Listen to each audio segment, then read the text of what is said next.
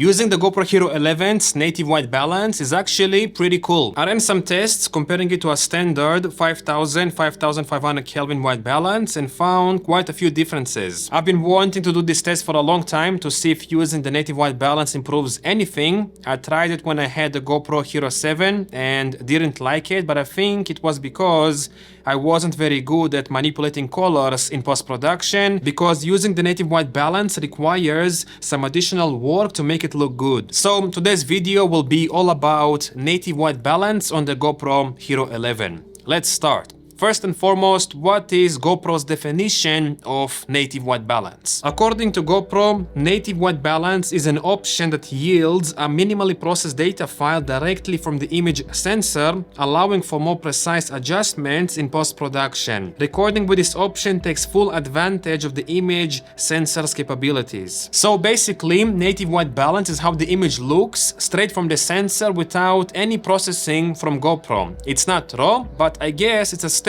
up from flat color. The main benefit is more precise color and saturation adjustments in post-production. I love color grading and manipulating my clips in post, so let's see how much of a difference native white balance makes.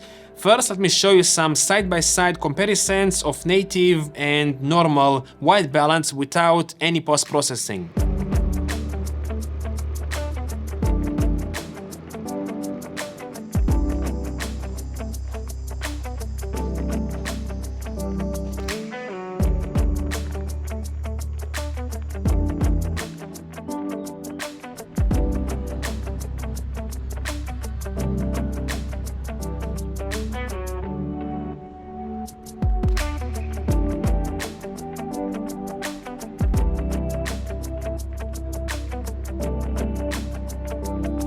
As you can see, native white balance looks nothing like 5000 or 5500 Kelvin white balance. It's leaning more towards green/yellow, and honestly, without any post-processing, it looks awful. Also, you may have noticed that in the clips where I was showing my face, I held a gray card, which was done on purpose because I wanted to make it easier to correct my footage in post, which is what we are going to do now. Let's open Final Cut Pro and draw a mask around the gray card, then use color wheels to adjust the white balance. Let's push the temperature to blue and tint to green. Looks fantastic. Then, because the native white balance is quite desaturated, let's add a color board and adjust the saturation. I'm going to increase the saturation by 40% in the highlights and midtones and 10% in the shadows. Finally, let's add a color curve and properly adjust the exposure with a nice smooth S-curve. And now we are done. Let's compare the results to normal white balance.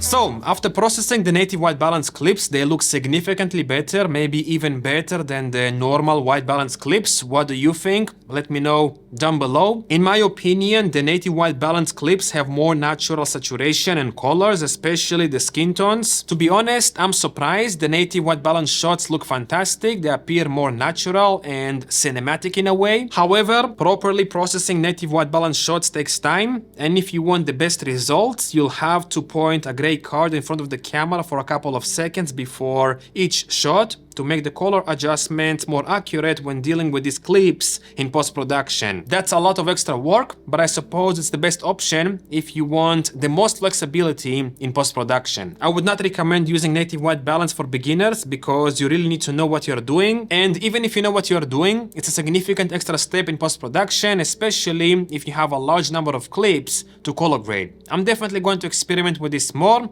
and please let me know in the comments if you want me to make a whole cinematic video with the GoPro using just the native white balance. That could be a really fun challenge for me. Thank you for watching, and I guess I'll see you again soon.